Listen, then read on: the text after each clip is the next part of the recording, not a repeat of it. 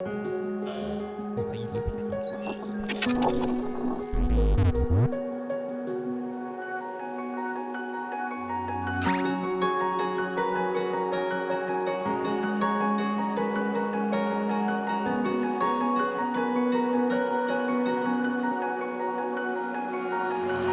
Pokémon Sword and Shield has been one of my most anticipated games since it was announced. The series has been a huge part of my life growing up, and seeing it transition into console is something I was very much looking forward to. Luckily for me, I wasn't let down by this brand new experience.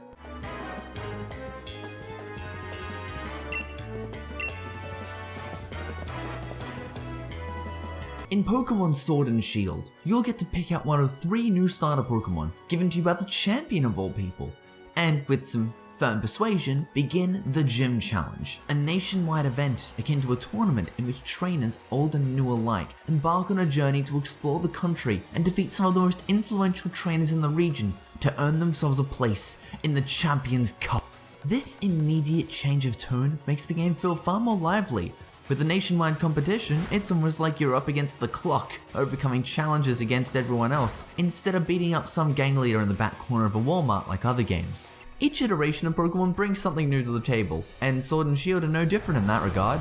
However, they are the first games to cut things since the Game Boy Advance era. The Z moves and Mega Evolutions of the previous 2 generations are gone, replaced by Dynamaxing, a sort of hybrid. Dynamaxing your Pokémon increases their size immensely, doubles their HP, and replaces their attacks with Max versions, which are pretty powerful and have all sorts of additional effects. To balance them, however, you can only use it once per battle, and only in particular matches, in stadiums or PvP, and even then, it only lasts 3 turns. There are also Gigantamax forms, which change the Pokémon's design and give them a signature attack.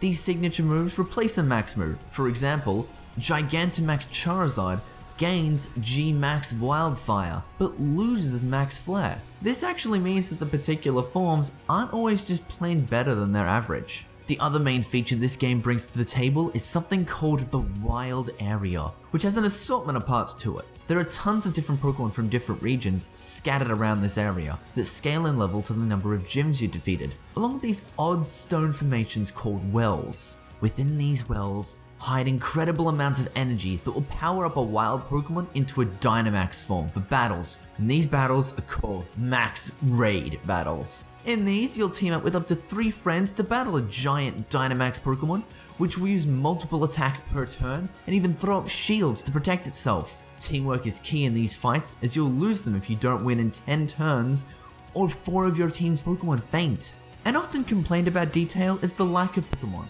The Galar region has a total of 400 Pokémon within its bounds. Compared to the total amount of existing Pokémon, 890, this seems somewhat lacking. However, in the last entries, Pokémon Sun and Moon, unless you traded with people that had access to Pokémon Bank, you would be limited to a total of 301 Pokémon that was scattered around each quarter of the game. Sword and Shield give you access to 375 Pokémon as soon as you reach the wild area.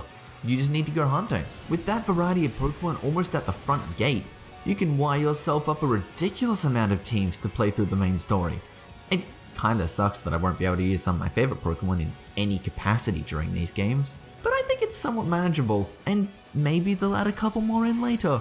I can dream, right? Pokémon Sword and Shield's main story isn't exactly deep by any means, but it's probably one of the best in the series. Representing the Gym Challenge as a sporting event and designing the region around it makes everything you do feel constantly relevant and alive. I found each one of the rivals to be seriously enjoyable, and while not quite as good as the duo from Black and White, they're up there with favorites. I also quite enjoyed the fact there's no real evil team this time. Team Yell are just a loud fanbase there to cheer on fellow Gym Challenger Marnie, one of your rivals. The game is a bit more well balanced than previous entries too, not requiring too much grinding, and the game's bright style encourages you to manage at your own pace, which is a welcome sight considering how fun the new routes are to explore. The pacing becomes a bit fast towards the middle portion, where you'll likely grab multiple badges in the span of an hour or 2, due to some surprisingly small areas. The music is excellent across the board, and there are far too many standout tracks for me to list. Dynamaxing may not seem too broken competitively, but in the main story it will help you crush the gym leaders who also do it themselves. They actually stand out more in these games than the past couple of generations, as Sword and Shield are much more cinematic. The new Pokemon are a bit of a mixed bag to me. I'm not a fan of the starters this gen, or the fossil Pokemon, but I do quite like many of the others. The regional forms also make a return, which I thoroughly enjoy, and having new evolutions for them is just icing on the cake. Many quality of life changes have also been made, making it extra easy to make a Pokemon team you want to use against others. Hell, this generation seems to have balanced that content out a bit more, and dare I say, the game was designed with these factors in mind, with the actual story being more of an afterthought. There are next to zero post-game areas to explore, but the Battle Tower and being able to re-challenge any notable characters as I please is a welcome feature. However, I didn't mind the lack of post-story stuff. At this point, I'm just working out my team to try and kick ass against those around the world, and I'm gonna be here a while for it.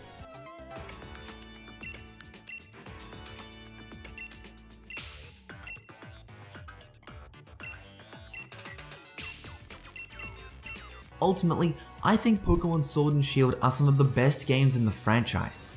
With fun multiplayer features, the ease of setting up a competitive squad, fantastic visuals, solid music, and an acceptable story, I think grabbing Sword or Shield is an excellent idea for any Pokémon fan. It's a game you can easily pick up or throw at literally anyone, and if you're anything like me, you'll get more than your money's worth. I've spent nearly 100 hours already. The only question is what they'll add in the future, and how Pokemon Home is going to tie into this. Noisy Pixel is giving Pokemon Sword and Shield a 9 out of 10. Thank you guys so much for watching. Noisy Pixel is run by a group of gamers who are dedicated to bringing you the latest and greatest news, reviews, previews, and more. Stick around, press the subscribe button, and ring that little bell to just stay up to date with all of our future content. What were your favorite Pokemon this gen? There's a solid amount of really good ones. Obviously, my favorite were the Corviknight and Dreepy lines. I really like them. I'm quite surprised. It's the best pseudo-legendary we've seen, I think. Because, like, there actually aren't really any other pseudo-legendaries. Was Tyranitar in the game? I can't remember. I think it was, but, like, yeah, it's not competing against Garchomp or Salamence, which are thankfully absent. I mean, not thankfully in the case of Salamence. I really like Salamence. He's not there. I don't like that. But hey, Silvalley's here, and I love my good Chimera boy. I really didn't expect Silvally to make the cut.